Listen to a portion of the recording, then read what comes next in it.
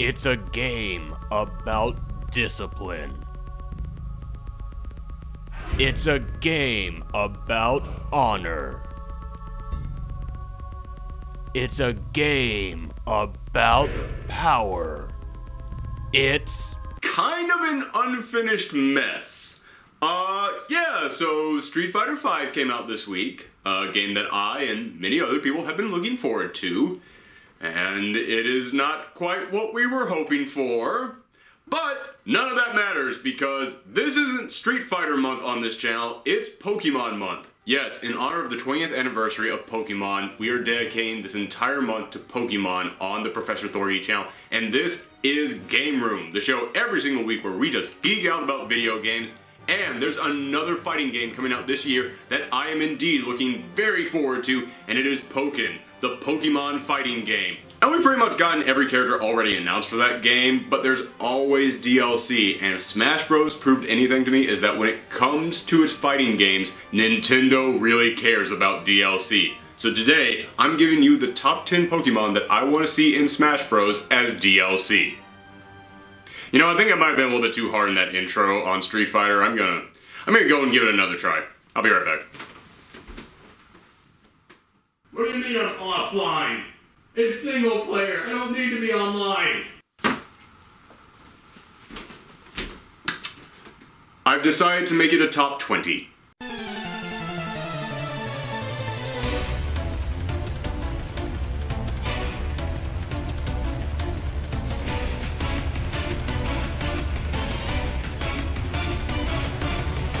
Now, before we begin, like with any of my top 10, or in this case top 20 list, I've always got rules for what applies. And in this case, the number one rule is, there are no rules. I know there's a lot of you out there who want to come in and say, oh, you can't have this Pokemon in this game because of this reason. But have you seen the cast of characters we've already gotten announced for this game? We've got legendaries, we've got unevolved Pokemon, we've got some Pokemon in there that are just as support characters, and I'm considering all of them for this list. So without further ado, let's begin. Kicking us off at number 20 is a tie, Zangoose and Survivor. Every fighting game needs a set of rivals, whether it's Ken and Ryu, Sub-Zero or Scorpion, and in Pokemon, Zangoose and Survivor are mortal enemies. So I would love it if we could get both these characters in this game, and whenever they go up against each other, they would start the match with a special intro.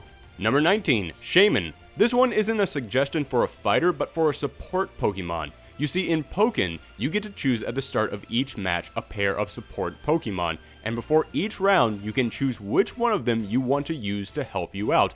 But Shaymin has two different forms, each with different attributes. So rather than seeing Shaymin paired with another support Pokemon, I'd love to see him as just a standalone support character, and at the beginning of each round, you can choose which form you want to see. The land form could boost your defense, and the sky form could boost your attack. Number 18, Kedavra. Not only would I love to see more psychic-type Pokemon in this game just to provide some variety to the gameplay, but we already got Gengar, and him and Alakazam were always sort of the two sides of the same coin in Pokemon Red and Blue, so originally I had him on this list, but when I saw Braixen, I have no idea how to say that name, the middle fox stage, you know what I'm talking about, I realized that the middle stage Pokemon never really did get that much love and they needed way more attention. Plus, Alakazam just looks a tad too slow to me, while I can actually see Kedavra maneuvering around the field a bit more easily.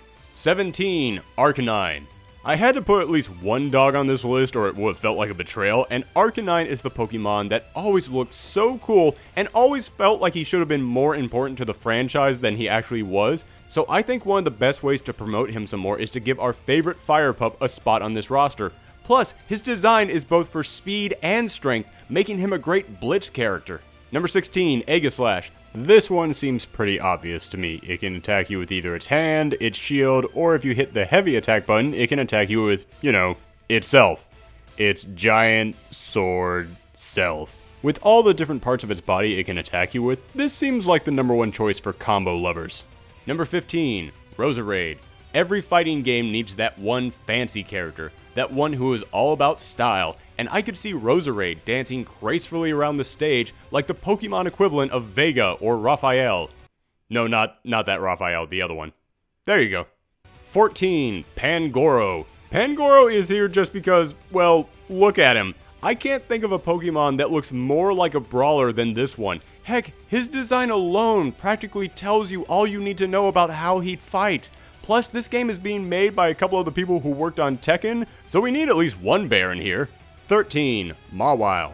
Every fighting game needs that one character who you have no idea how to use them because they move in the oddest ways, but then you finally meet someone who specializes in them and your mind is blown. You know, like Voldo or Dalsim. So simply to fit that trope, my choice would have to be Mawile. I mean, come on, she fights you backwards, and if you Mega Evolve her in the match, then that just opens up a whole new level of crazy moves. Number 12, Toxicroak.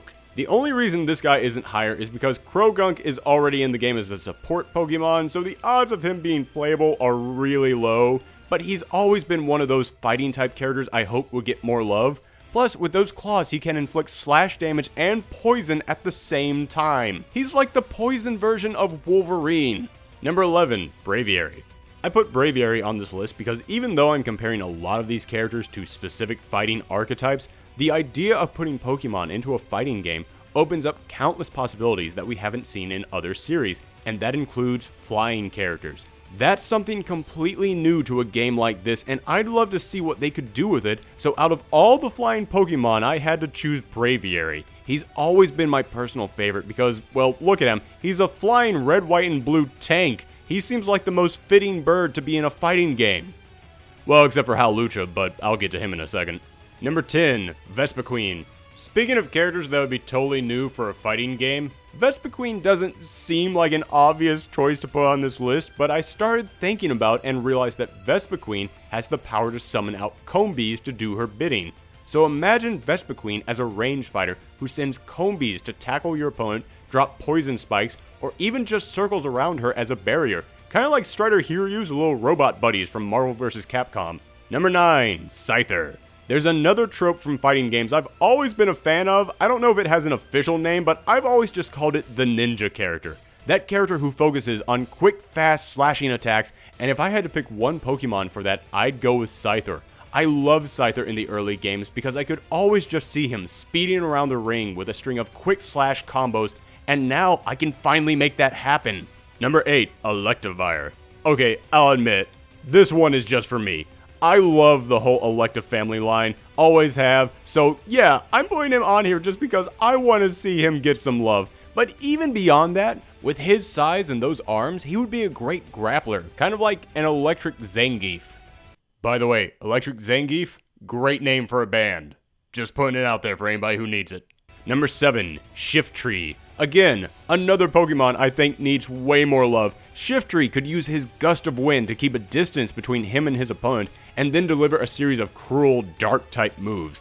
I mean, each fighting game needs that one sinister character, and just listen to the description of him from Bulbapedia. It is a wicked and mysterious Pokemon that lives in deep forest. It arrives in chilly, wintry winds. People fear it and consider it the guardian of the forest. Doesn't that sound cool? Doesn't that sound like a character you want to play as? Plus, he kind of reminds me of Akuma. Is it just me? Anyone else? I don't know. Number 6, Hariyama. Okay, I'll admit, there's a very simple reason why I picked Hariyama. It's because we need one character in here who actually reflects a traditional form of fighting, and Hitmonchan and Hitmonlee are too obvious, Sock and Throw are too boring, Hawlucha would have been an awesome choice, but then we got Pika, and I'm not putting 2 Luchador Pokemon into one game, so I wish I had a better reason for picking him, but it's simply process of elimination. Hariyama is the best choice. Number 5, B-Sharp. He's a metal samurai beetle with blade arms. Yeah, I don't really have anything else to add here, I just think that's really cool. Number 4, Zoroark. Every fighting game needs a mirror match, so originally I was going to put Ditto on this list as a little joke, like the match would begin with Ditto coming out and turning into your character, but then I thought, let's take it further. What if you didn't go mirror match with it, but instead went more Shang Tsung from Mortal Kombat? And we started with Zoroark with his own set of skills and moves, but then he could perform a move that turned him into your opponent's character in the middle of the match. I think that would be a great way to take this classic fighting game archetype and do something new with it. Number 3, Feraligatr. So far, we have 3 fire-type starters, 1 grass-type starter, and 0 water starters in this game.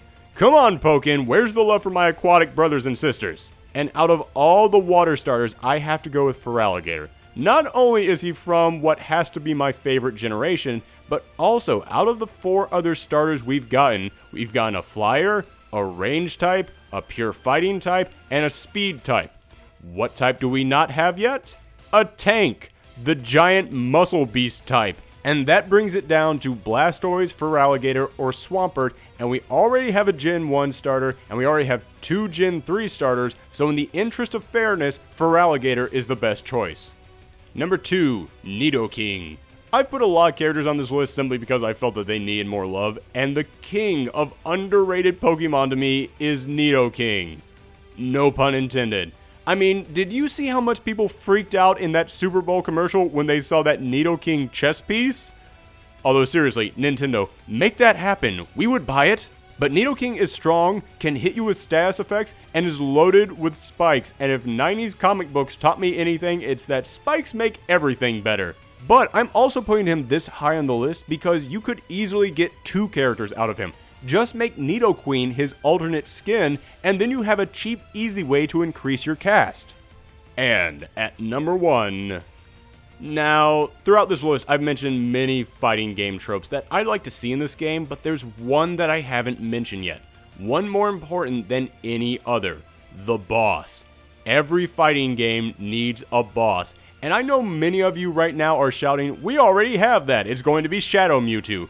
Yes, I know that, but as I said, these are suggestions for DLC. In other words, updates to the game. And imagine if when this DLC comes, you play arcade mode, which hopefully there will be arcade mode. I never thought I would have to say that for a fighting game, but again, Street Fighter V.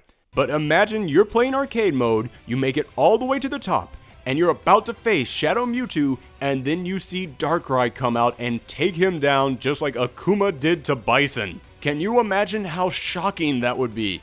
Plus, honestly, I know this is going to be an unpopular opinion, but I don't want Mewtwo to be the boss.